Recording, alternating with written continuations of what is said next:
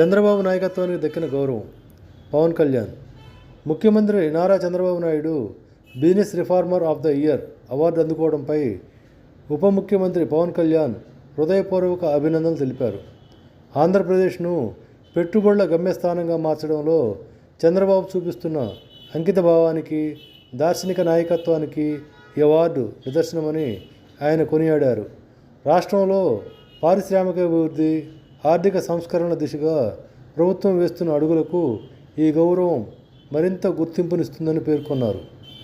భవిష్యత్తులోనూ పాలన, అభివృద్ధిలో మరిన్ని కొత్త ప్రమాణాలను నెలకొల్పి రాష్ట్రాన్ని అగ్రగామిగా నిలపాలని పవన్ కళ్యాణ్ ఆకాంక్షించారు.